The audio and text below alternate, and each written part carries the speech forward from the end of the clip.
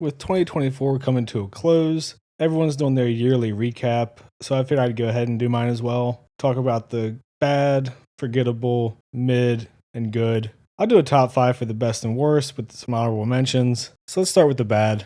So for the honorable mentions for the bad stuff, Arcane Season 2 is absolutely one. A massive letdown, major destruction to almost every character, and a plot that was super rushed and incoherent. The Borderlands movie, horribly miscast, not very good, pretty boring. Pretty sure it was in single digits on the Rotten Tomatoes last time I saw. Rebel Moon, every part, every cut, every edition, disastrously stupid movies. They were trying to build like a new Star Wars universe. That's dead. They were completely incompetent, some questionable acting, just a really bad use of money, and another strike against Zack Snyder. Craven, coming closer to the end of the year, super incompetent, lips not matching words, fighting that made no sense, horrible editing, half the movie was a flashback, and it was the end of the Sony MCU, so it was pretty much the level of all the other components of that universe. The movie Trap made me think M. Night Shyamalan should retire. A neat idea for about a third of the movie, and then just goes completely off the rails.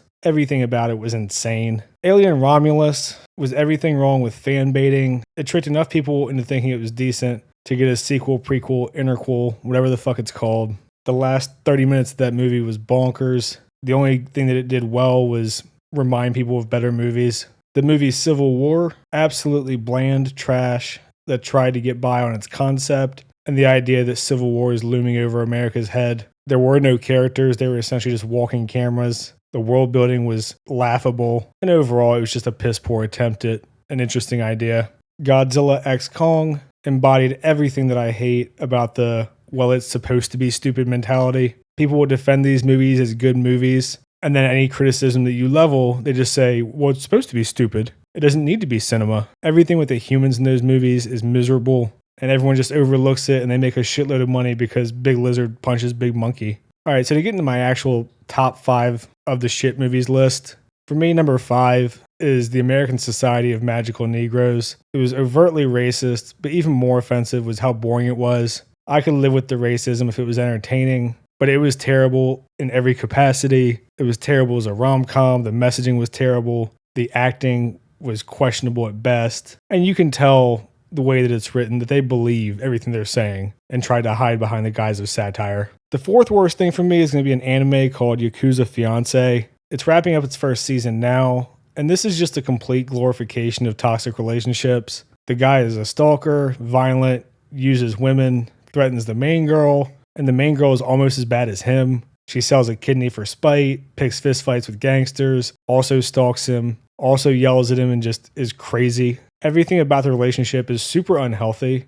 which would be fine except for the fact that it's portrayed as this kind of cutesy rom-com. And I haven't read the manga, but it seems like they're going to get together. And you can go anywhere online and see people gushing over this show. I'm guessing mostly women. And the main two characters are constantly in the top 10 of the best girl and boy of the week vote on the different anime sites. The show itself is okay. It's kind of an average rom-com for anime. I just hate the messaging of it so much. The third worst thing was The Acolyte. I feel like this is self-explanatory, but this is one of the only Star Wars things that was bad enough to actually get canceled, and it pissed off the entire fan base and was ignored by the other part. The viewership numbers were horrendous. Obviously, it had space witches, awful writing, miserable acting, and turned Plagueis into a cave pervert. It turned Yoda either into an asshole or an idiot. It turned the Jedi into some anti-cop, thin blue line bullshit. Everything about that series was absolute dog shit. The second worst thing for me of the year was Joker 2. This movie was spiteful. It was miserable to watch. It hates the audience that it culminated. It was a musical with middling music, kind of a lot of talk singing, and it just set out on a mission to ruin everything about the first movie because it seems to not understand why people thought the first one was interesting. It was a cringe box office bomb, and outside people who were completely brain rotted by the culture war, it was overwhelmingly disliked. They seemed to think that the people who liked Joker liked it because they looked up to him as some kind of idol or some incel hero instead of just an interesting character, as if people were just too stupid to make that distinction. So this movie was just filled with vitriol for the audience. And for me, the worst thing of the year, which I don't know if it's actually the worst, but it's the thing that I hated the most, was Halo Season 2. Another god-awful season. They doubled down on everything the fans hated in season 1. They did unmitigated damage to the Halo brand, and the chance of getting live action Halo again anytime soon doesn't seem likely. The actors repeatedly shit on the fans. They pulled the classic "if you don't like it, don't watch," as they just bent over and raped the canon for an amateur hour clusterfuck of an entire season. The fall of Reach was laughable. They have no scale, no idea how to make the Covenant seem like a threat. It's mainly an interpersonal drama between the Spartans and the government.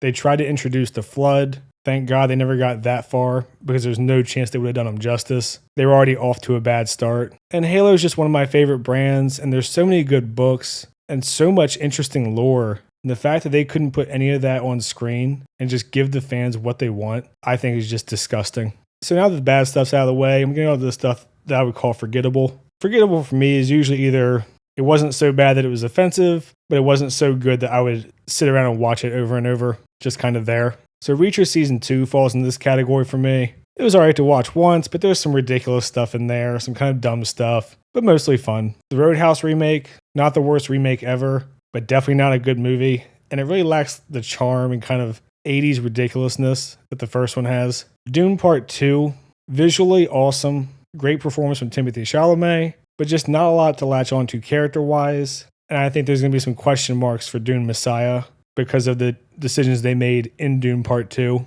Avatar, the live-action Netflix remake, it was fine. It didn't seem like they hated the source material, but they made a bunch of little changes that end up throwing off the broader story as a whole, and then they had to cut out a lot of the random fun stuff, I'm sure just because of budgetary reasons and time. So it really loses what makes it kind of a fun, adventurous show. Badlands Hunters is a Korean action movie, fine to watch once, wouldn't put it on every weekend. Some over-the-top violence, hour and a half in and out, good enough. Kingdom of the Planet of the Apes, just completely forgettable. I'd be surprised if people can even name the main characters now that it's been 6 months. I can't do it right now off the top of my head. I would have to Google it. Pretty much the consensus for that movie. It was just kind of in, out, never talked about again. Fall Guy, a decently entertaining movie by a stuntman about stuntmen. Haven't seen it since theaters, don't intend to watch it again.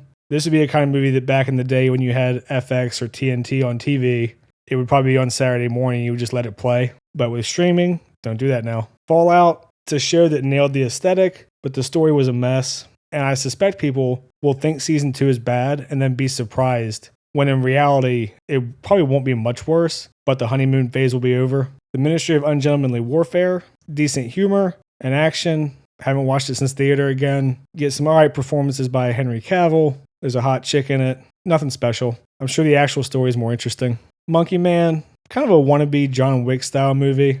It's fine. Maybe I'd appreciate it more if I knew the nuances of Indian politics, but I don't. City Hunter, Netflix movie based on a manga. Some pretty immature humor, some fun over the top action. Not going to change your life, but it's fine. Furiosa, kind of boring. A Mad Max-less Mad Max movie. Probably half an hour too long, a little bit self-indulgent. Meh.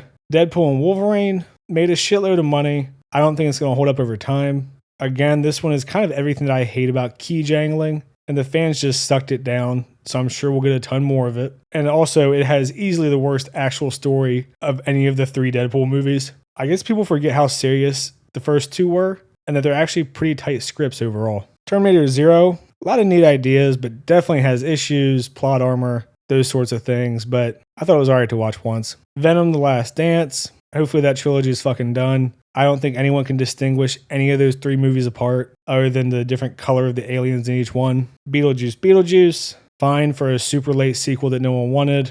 Hopefully we don't get a 3rd one. Red 1, a decent attempt at an action Christmas movie, but the characters are pretty thin. I don't think it's going to hold up over time. And the Doom Prophecy TV show, mainly disappointing and boring, uninteresting characters, and they tried to stretch out half a story into a whole season, and I think the pacing really suffered for it. It wanted to be Game of Thrones, but sci-fi, and it just didn't nail it. And when you don't nail talking and politics, it's a pretty boring-ass show, on top of some dumb decisions. So before I get into the stuff that I liked, I at least want to mention things that I didn't watch. Rings of Power, consensus seems to be it's dog shit. I think the viewership is down like 70%. It hasn't even been renewed for season 3 yet, which is crazy. Echo, sounds like everyone hated it. Same with Agatha All Along. And both of those sound like no one watched them, and the people that did didn't like them. House of the Dragon Season 2, people seem to enjoy, just not as much as Season 1. And it sounds like it had a bit of a blue ball ending, which kind of sucks with these 2 and 3 year gaps we're getting between shows now. Overall, people seem to enjoy Twisters and Inside Out 2. Didn't really hear much about either one. Just seems like they did well at the box office. So on to the things that I enjoyed, or I thought were good for 2024. I'll go with the honorable mentions again. Penguin, really well executed show. With the last couple episodes, I don't think I would have any enjoyment in a rewatch. So I appreciate how good it was, just not one of my favorites. The Bike Riders, a really good movie that didn't get much attention, but I felt like it had quite a bit to say. And you get some pretty good performances in there from Austin Butler and Tom Hardy. Solo Leveling, a pretty fun power fantasy. It's an anime, well executed. Hiroyuki Sawano does the music. All his music's awesome. If you're into action anime, definitely recommend it. Kaiju number 8, kind of a classic formula of a man caught between two worlds, but he's an adult even though it's an anime. So there's some good jokes in there about his age, and obviously a good message of he stuck with the effort until he actually had the abilities and takes advantage of the opportunity to do something with his life that he wants to do. Blue Eye Samurai, this was pretty early in the year. Nice female-led, American-made animation. Some pretty fun combat, pretty cool story. I always like revenge stories. Pretty good character work. Mostly good overall with some minor issues. Seventh Time Loop. This is an anime where a woman dies 6 times and she's on her 7th one. And she's trying to figure out how to survive past a certain point in time. Really good character, really fun anime show. I think most people would dig it. One Life. This is a really inspiring movie based on a real guy who saved a bunch of lives during World War II. Definitely recommend it to anybody. Anthony Hopkins is always great, obviously. A Sign of Affection. This is a really sweet romance about a deaf girl in college. Super wholesome. I think anyone would enjoy it. Sweet Home Season 3. This is the conclusion of the series. It's a Korean horror drama where people start turning into monsters. And if you're into that kind of thing, I definitely recommend it. I like the idea of people turning into monsters based on their deepest desires. And they're not afraid to go pretty wild with the designs. Jeongseon Creature. A really character-driven story about Japanese experiments on Koreans that turned them into monsters, and a super intense and stressful show with a lot of really great character work. Again, definitely recommend if you're okay with like sci-fi drama. Dan to Dan, a wild anime. It's like one of the most anime shows that I think would appeal to a really wide audience. It's got a little bit of everything. It's got aliens, ghosts, humor, romance, fun action, neat ideas, pretty unique. Even if you don't like anime, I think it's worth checking out. Just make sure you get past the first episode because end of episode 1 goes kind of crazy.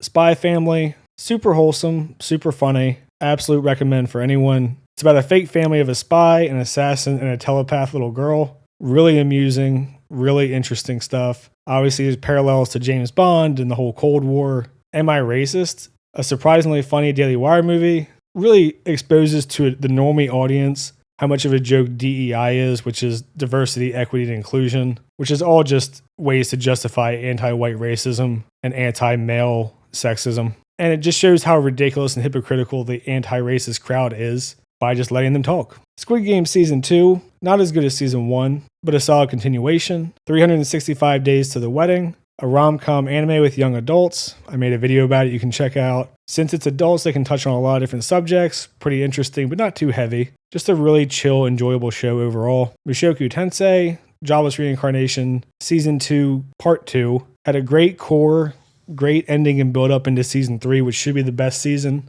So now's a good time to get caught up if you're interested. Jujutsu Kaisen had the Shibuya Incident arc, which to me is the best part of the entire manga and the best part of the whole story. So it was a really good season for that show. And for me, it's kind of all downhill from here.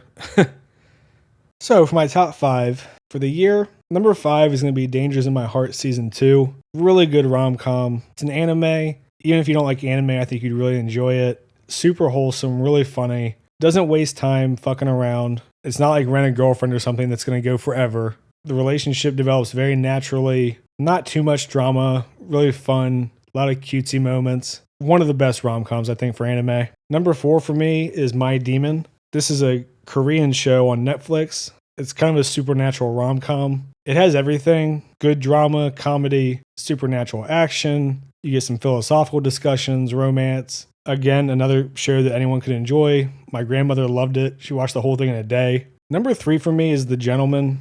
This was great old school Guy Ritchie. Really fun gangster show. Really good dialogue. The characters are really quirky and fun. Really good dark humor. You can see where the characters are going to fuck up and be retards. A lot of really good dynamics. And I just enjoy the tone of the series overall, where it's never too heavy. So it's a pretty adult show, but really fun. Number 2 for me is Queen of Tears. This is another Korean show. And I'll just go ahead and admit, it turned me into the King of Tears on my couch, like a little bitch. It's kind of a morbid concept where a guy marries a girl who's super wealthy, and her family becomes super oppressive and tries to control their life and how many kids they're having. And he wants to divorce her because he's miserable. But before he can divorce her, she finds out that she has some disease and 3 months left to live. So the husband's lawyer friend is like, hey, you should try to use this time to be nice to her and see if she'll put you back into the will. So obviously you can have a life of money and power after. And because it's a K-drama, you can imagine where it's going to go. Obviously, they loved each other before they got married, and him trying to fake those feelings to get back into her good graces. You can imagine it's going to actually rekindle the feelings. We get a good asshole who's trying to steal her away from him. He's actually the guy who plays the trans character in Squid Game Season 2. He's a really good dick in everything he's in. Definitely a recommend for me. I guess I'm just a sucker for these rom-coms. I don't fucking know. And for me, number 1 was Shogun. It's one of the best shows I've seen in a while. It just does everything well, from the characterization to the politicking to the foreshadowing. Obviously, the performances. You have Hiroyuki Sanada, who's awesome. Anna Sawai does a good job. A bunch of people you recognize, even if you don't know their names. Season 1 was great, and I am honestly dreading Season 2 because I'm pretty sure Season 1 was based on one book, and that was the whole story. And the way that season ended, you can see why. So I just have to pray they don't fuck it up. That's my media top, bottom, middle, forgotten of 2024. It wasn't a comprehensive list, but let me know if you think I left something out that should have been on there or just something you enjoyed. I try to respond to comments that aren't just insults. Like and subscribe and all that shit. Have a happy new year. Thanks. See ya.